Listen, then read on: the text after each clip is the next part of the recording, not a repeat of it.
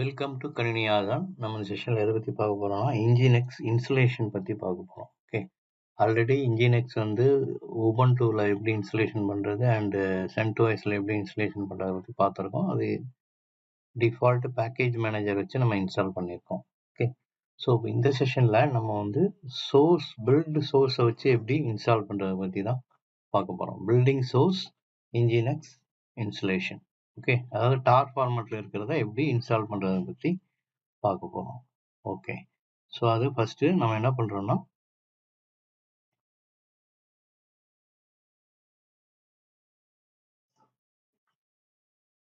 nginx.com ஒரு side இருக்கு, nginx.org இருக்கு. ஓகே, ப்ராடக்ட் பேஸ்ட் எல்லாமே nginx.comல இருக்குன்னு நினைக்கிறேன். nginx.orgல தான் நம்ம இந்த இன்ஸ்டலேஷன் டார் இதெல்லாம் வந்து nginx.orgல தான் இருக்கும். ஓகே, ஸோ nginx.org நீங்கள் வெப்பில் சர்ச் பண்ணீங்கன்னா ஸோ அந்த வெப்சைட்டில் போயிட்டு டவுன்லோட் ஒரு ஆப்ஷன் இருக்கும். ஓகே, இதில் பார்த்தீங்களா, இதில் டவுன்லோட் கிளிக் பண்ணுங்கள். ஸோ இதில் நிறையா இருக்கும். Mainline version, stable version, legacy versions இருக்கும். ஓகே, ஸோ நம்ம வந்து இந்த மெயின்லைன் வெர்ஷன் இருக்குது பார்த்தீங்களா, ஸோ அதுலேருந்து தான் நம்ம என்ன பண்ண போகிறோம், அந்த 1.313 தான் இன்ஸ்டால் பண்ண போகிறோம். ஸோ அதோட ரைட் கிளிக் பண்ணிக்கோங்க, அதை காப்பி லிங்க் அட்ரஸ் எடுத்துக்கலாம். ஓகே ஓகே அப்புறமா ஸோ இதில் போயிட்டு விகெட் ஆர் கேர்ள் இருக்கான்னு பாருங்கள். விகெட் இருக்கு, கேர்ள், ஸோ ரெண்டும் வச்சு நம்ம இதை வந்து டவுன்லோட் பண்ணலாம். நான் என்ன பண்ணுறேன், விகெட் வச்சு நான் வந்து இதை வந்து சாரி டவுன்லோட் பண்ணிக்கிறேன். ஓகே, விகெட் இந்த காப்பி அட்ரஸ் கொடுத்தீங்கன்னா ஆட்டோமேட்டிக்காக அதுவே உங்களுக்கு எடுத்துக்கும். ஸோ இந்த காப்பி இது எப்படி வந்துன்னு பார்த்தீங்கன்னா, நீங்கள் போய் காப்பி இதில் போயிட்டு நான் என்ன பண்ணேன், just copy link address, so அதுதான் வந்து இங்கே பேஸ்ட் ஆகிருக்கு. இந்த HTTPS nginx org டவுன்லோடு பார்த்தீங்களா, அதுதான் வந்து இங்கே பேஸ்ட் ஆகிருக்கு. Okay, just enter. Okay, so இதில் வந்து உங்களுக்கு கண்ட்ரோல் எல்எல் போட்டு பார்த்தீங்கன்னா லிஸ்ட் பண்ணி பார்த்தீங்கன்னா உங்களுக்கு ஒரு இதாக இருக்கா, டார் இருக்கு. ஓகே, இதை வந்து நான் என்ன பண்ண போகிறேன், ஃபஸ்ட்டு சிடி டாரை வந்து எக்ஸ்ட்ராக்ட் பண்ண போகிறேன். டார்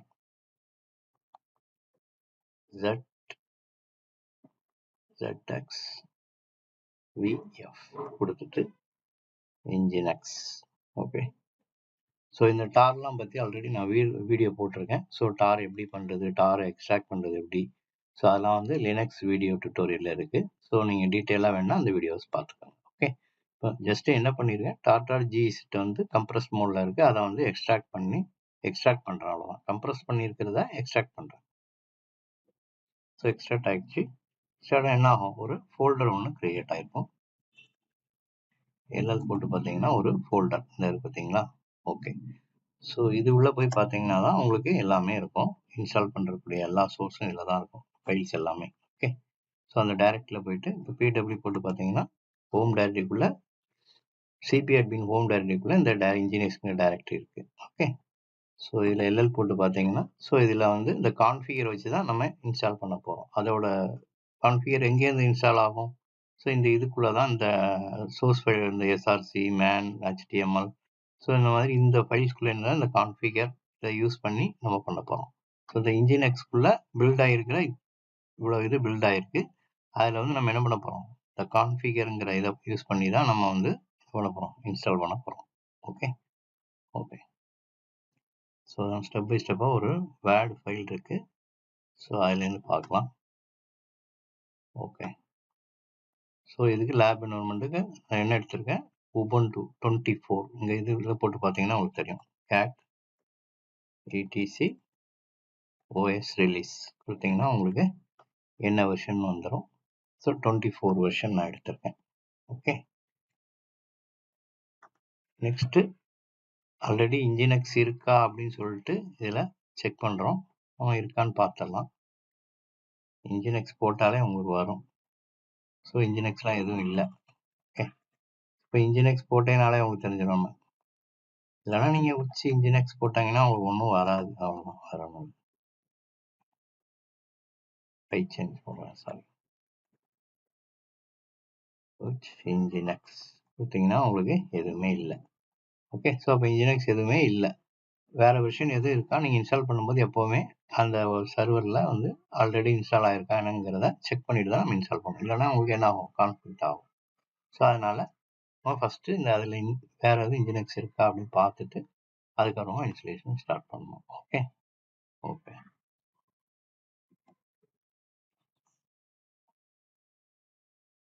ஸோ வந்து இன்ஸ்டால் பண்ணுறதுக்கு முன்னாடி ஃபஸ்ட்டு என்ன பண்ணுவோம், ஏபிடி அப்டேட் பண்ணணும்.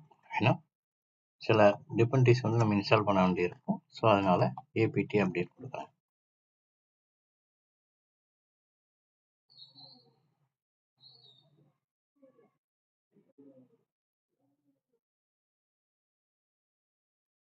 ஏபிடி லிஸ்ட்டு அப்கிரேடபிள் எது இருக்கான்னு செக் பண்ணுறேன். அப்கிரேடபிள்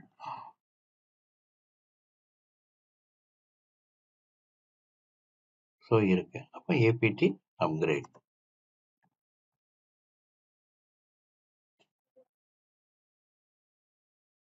எஸ் கொடுக்குறேன்.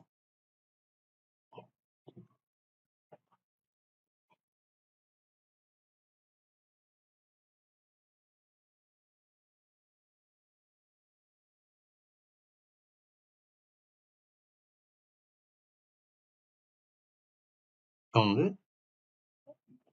உபுண்டு வந்து ஏபிடி கேட் அப்டேட் கொடுத்து சில ப்ரோக்ராம் பேக்கேஜஸ் வந்து நான் அப்கிரேட் பண்ணுறேன். ஸோ அதுக்கப்புறமா நம்ம இன்ஸ்டலேஷன் ஸ்டார்ட் பண்ணணும் எப்போவுமே. ஸோ ஏதாவது டிபெண்டன்சி இருந்துன்னு வச்சுக்கோங்களேன். ஸோ அது இல்லைன்னு சொல்லிட்டு உங்கள் எரர் அடிக்கும். ஸோ அதனால் நம்ம பக்காவாக ஃபஸ்ட்டு ஆப்ரேட்டிங் சிஸ்டத்தை கரெக்டாக வச்சுட்டு அதுக்கப்புறமா இன்ஸ்டலேஷன் ஸ்டார்ட் பண்ணணும்.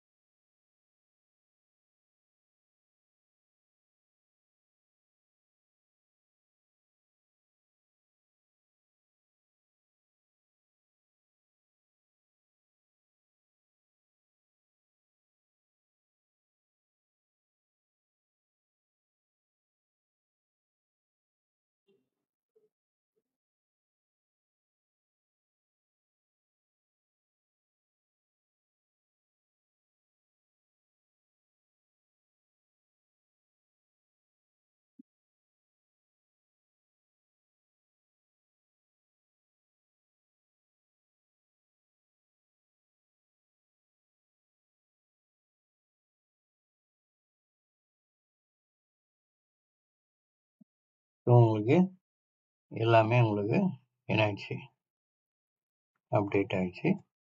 ஸோ அதுக்கப்புறமா நெக்ஸ்ட்டு என்னென்ன டூல்ஸ்லாம் இன்ஸ்டால் பண்ணுறத பற்றி பார்க்கலாம். ஸோ இன்ஸ்டால் பண்ணுறதுக்கு முன்னாடி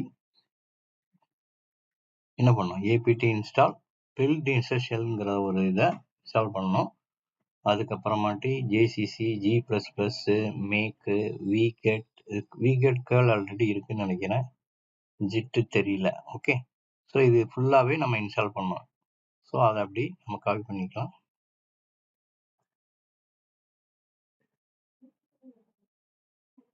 காப்பி, ஏன்னா சூடோ நான் ஏன் கொடுக்கலன்னா ஆல்ரெடி நான் சூடோ யூசரில் தான் இருக்கேன்.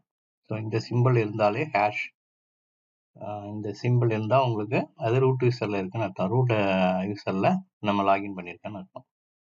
ஓகே,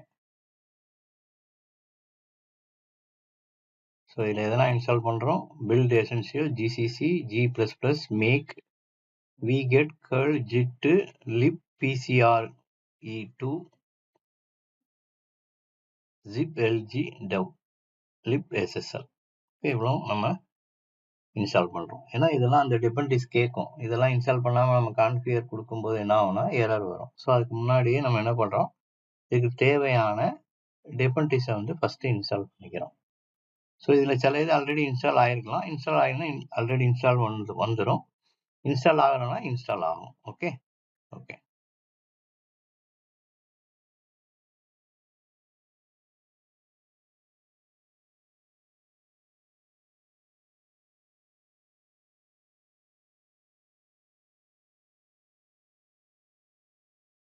ஸோ இப்போ அந்த டெஃபினிட்டிஸ் எல்லாமே உங்களுக்கு இன்ஸ்டால் ஆகிட்டு இருக்கு. Okay,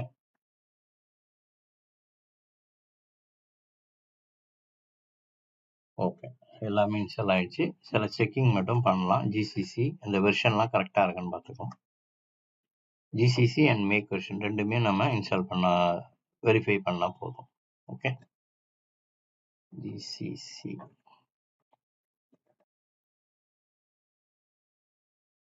-, version. ஓகே, அதே மாதிரி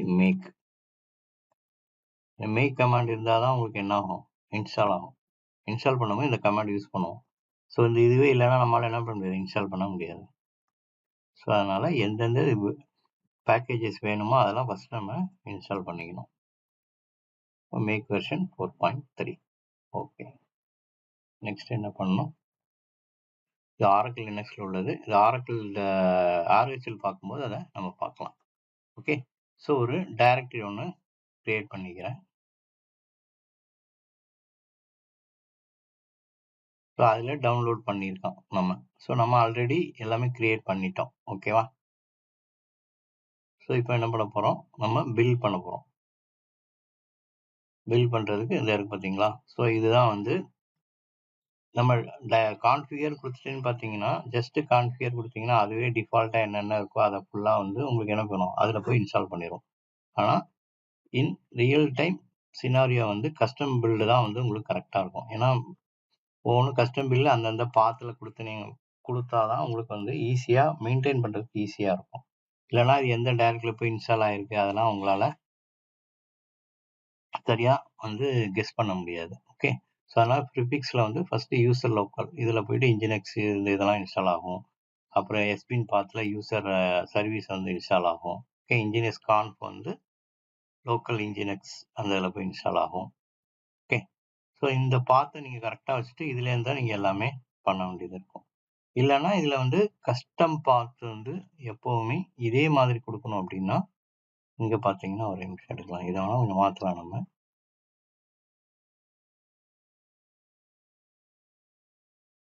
இன்ஜினெக்ஸ் ஓகே, சாரி. ஸோ இதில் வந்து எஸ்பின் பார்த்து யூசர் பின் இன்ஜினெக்ஸ். இப்போ நார்மலாக பேக்கேஜ் இன்ஸ்டால் பண்ணிங்கன்னா இந்த மாதிரி பாத்தில் தான் இன்ஸ்டால் ஆகும். ஸோ இதே மாதிரி நம்ம மாற்றிக்கலாம். ஏன்னா உங்களுக்கு ஏற்கனவே பேக்கேஜில் இன்ஸ்டலேஷன் அந்த டிஃபால்ட் இன்ஸ்டலேஷன்லேயே உங்களுக்கு இருந்ததுன்னா உங்களுக்கு மெயின்டைன் பண்ணுறது ஈஸியாக இருக்கும். ஓகே, ஸோ அப்போ அதே பாத்தில் நம்ம இன்ஸ்டால் பண்ணுற மாதிரி கொடுக்கலாம். எஸ்பின் பாத் வந்து யூசர் பின் இன்ஜினெக்ஸ். ஓகே, ஸோ இதில் எஸ்பின் பார்த்து யூசர் பின்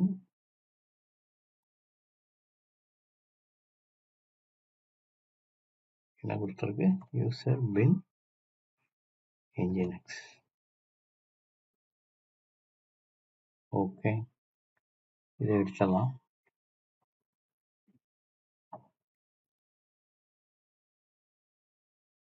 ஓகே, அதே மாதிரி ப்ரிஃபிக்ஸ் யூசர் லோக்கல் என்ன கொடுத்துருக்கோம், ப்ரிஃபிக்ஸ் கொடுக்கல. ஓகே, அதுக்கடுத்து கான்ஃபிகரேஷன் பாத் இடிசி இன்ஜினெக்ஸ் கான்ஃபிகரேஷன் பாத் வந்து யூசர் லோக்கல்னு கொடுத்துருக்கான். ஓகே, இந்த ப்ரிஃபிக்ஸை நம்ம எடுத்துடலாம்.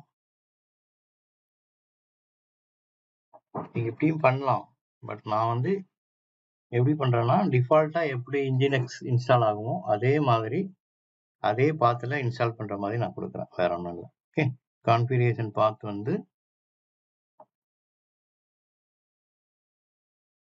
இடிசி nginx.conf. Okay, etc nginx.conf. அதே மாதிரி எரர் லாக் பாத் வந்து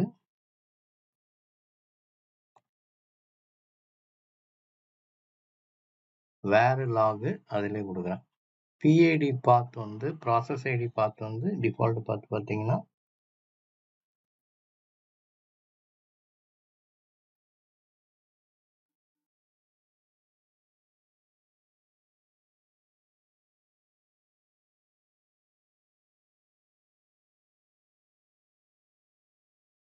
spin path correct, config path error log, where run. Okay.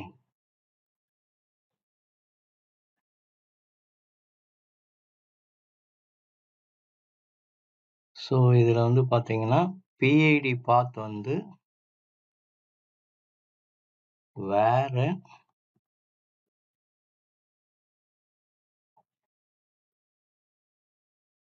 Run Nginx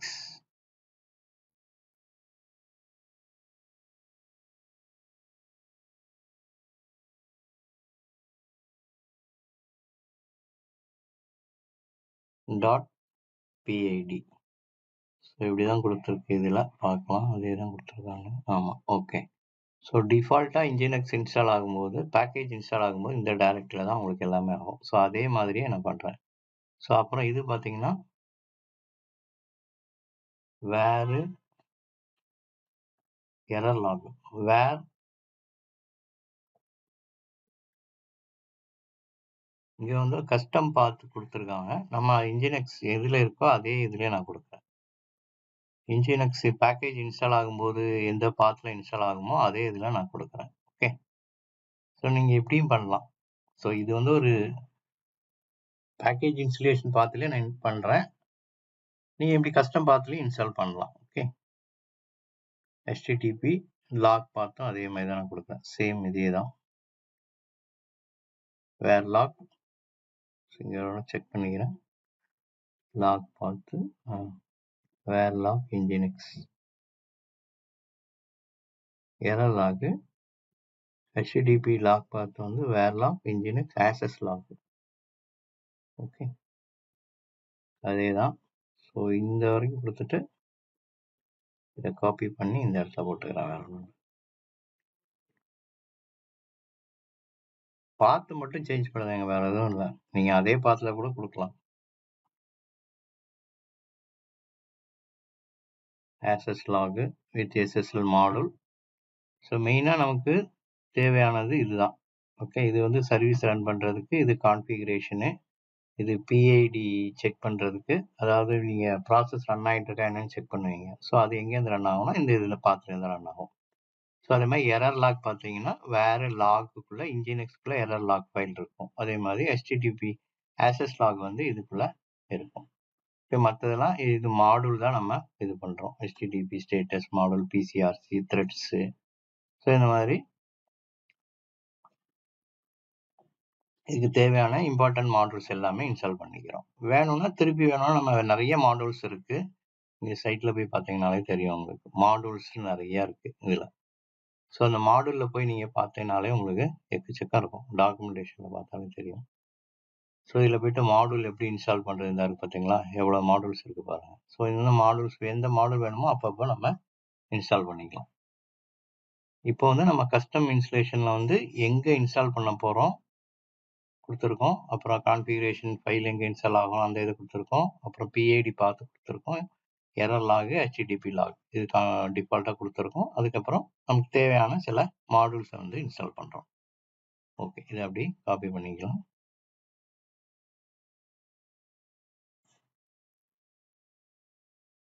Ctrl+C. So இங்கே போயிட்டு கொடுக்குறேன். அவ்வளோதான்.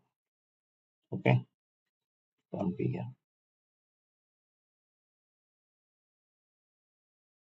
உங்களுக்கு பக்காவாக இன்ஸ்டால் ஆயிடுச்சு.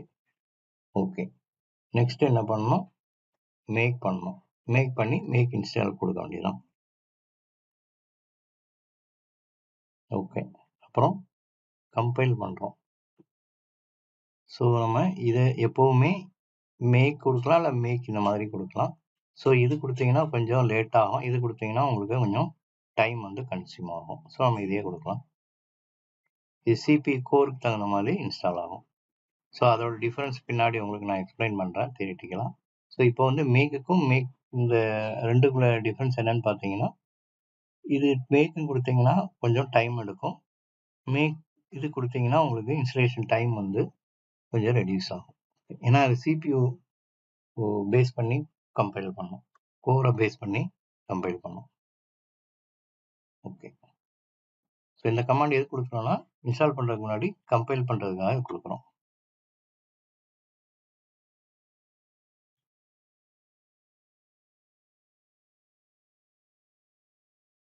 அது மேக் கொடுத்தீங்கன்னா கொஞ்சம்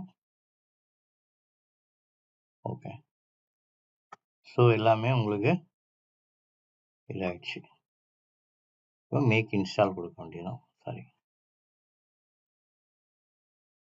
மேக் இன்ஸ்டால்.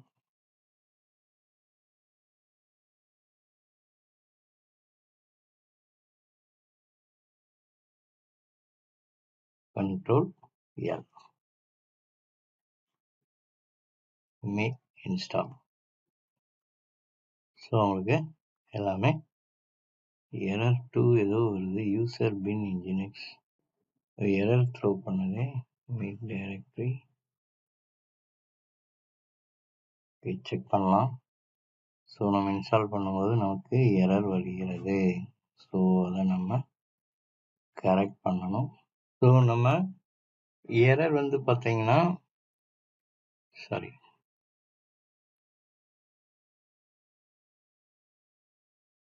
இந்த ஸ்லாஷ் கொடுத்துட்டோம். ஓகே, இந்த பாத்து தப்பாக கொடுத்துட்டோம். ஸோ அதனால் உங்களுக்கு எரர் அடிச்சது. ஓகே. ஸோ இந்த ஸ்லாஷ் கொடுக்கக்கூடாது. ஸ்லாஷ் இல்லாமல் கொடுக்கணும். நான் இதில் ஸ்லாஷ் கொடுத்துருக்கேன். ஓகே. ஸோ அதனால் நான் என்ன பண்ணேன்னா ஏற்கனவே இருக்கிறத மேக் க்ளீன் கொடுத்துட்டு அதுக்கப்புறமா சாரி இந்த ஆப்ஜெக்ட்ஸை வந்து டெலிட் பண்ணிட்டேன். ஓகே.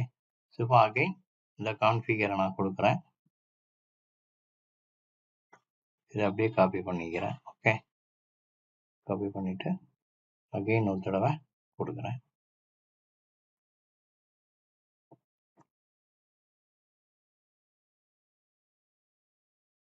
ஓகே, இப்போ மேக் கொடுக்குறேன்.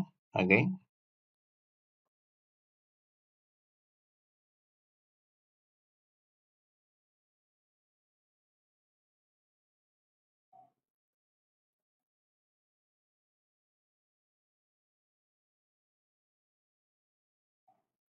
ஸோ உங்களுக்கு இப்போ வரணும். கண்டிப்பாக வருதான்னு பார்க்கலாம். Make install.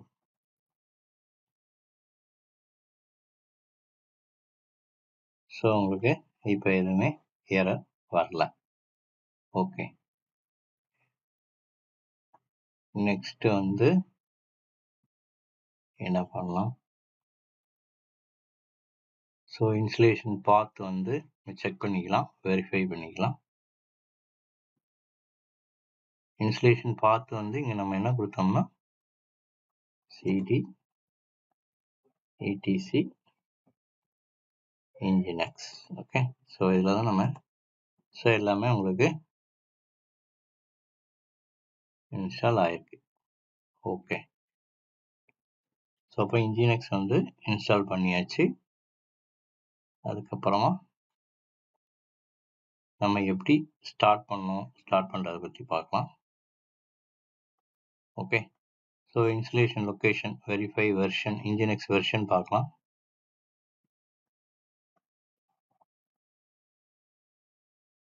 nginx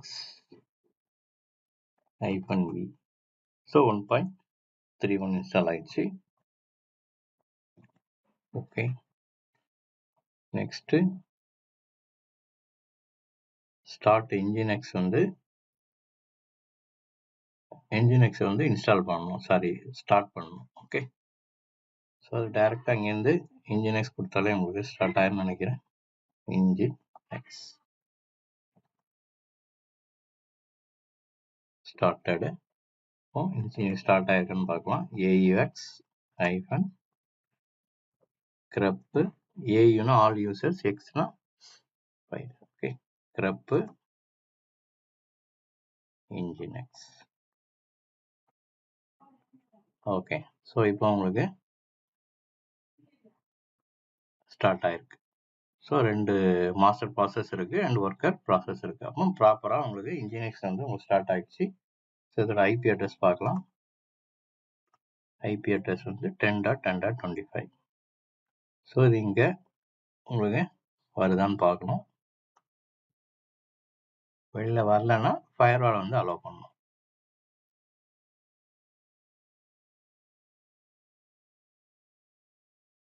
உங்களுக்கு ஃபயர்வால் பிளாக் ஆகுது. ஸோ இங்கே பார்த்தாலே தெரியும் உங்களுக்கு நெட் ஸ்டார்ட்டு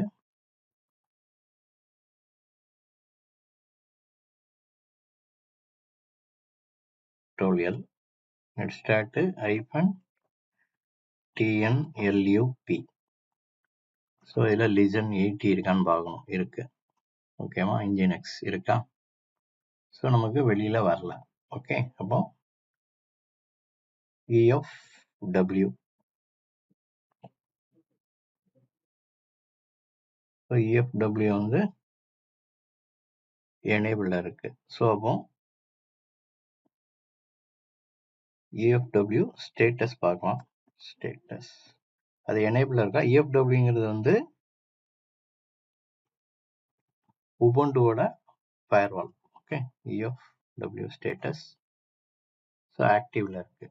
ஓகே, அப்போ என்ன பண்ணணும்? நம்ம EFW இந்த 80 போர்ட்டை அலோவ் பண்ணணும். ஏன்னா இங்கே 22 மட்டும் தான் அலோவில் இருக்கு. EFW இங்கே இருக்கும் பாருங்க. கொடுத்துருவோம். Start Nginx verify web server.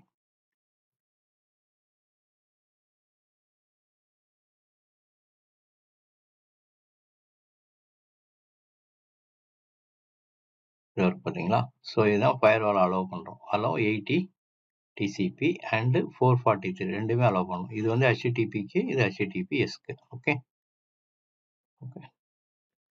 EFW allow 80/TCP. அதுக்கப்புறம் 443. ஸோ இந்த ரெண்டுமே அலோவ் பண்ணாதான் உங்களுக்கு என்ன ஆகும்? HTTP மோடும் ஒர்க் ஆகும், HTTPSம் ஒர்க் ஆகும். ஓகே, இதே இது Oracle Linuxல இருந்தால் firewall CMD, firewall D. So அதை நம்ம Oracle Linuxல இன்ஸ்டால் பண்ணும்போது பார்க்கலாம்.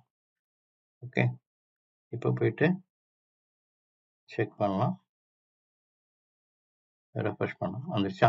Welcome to Nginx. ஸோ அப்போ நம்ம பக்காவாக வந்து நம்ம இன்ஸ்டால் பண்ணியாச்சு. எதில்? சோர்ஸ் ஸ்டார் ஃபைலை வச்சு எப்படி இன்ஸ்டால் பண்ணுறதை பற்றி பார்த்துட்டோம். ஓகே, ஸோ நெக்ஸ்ட் வீடியோவில் இன்னொரு டாபிக் பற்றி பார்க்கலாம். இதோட சர்வீஸை வந்து எப்படி ஆட்டோமேட்டிக்காக சிஸ்டம் சிடிஎல் கொடுத்து நம்ம சர்வீஸை வந்து ஆட்டோமேட்டிக்காக ஸ்டார்ட் பண்ணுறது எப்படி, ஸ்டாப் பண்ணுறது எப்படி, ஸோ அதெல்லாம் பற்றி பார்க்கலாம். Okay, thank you.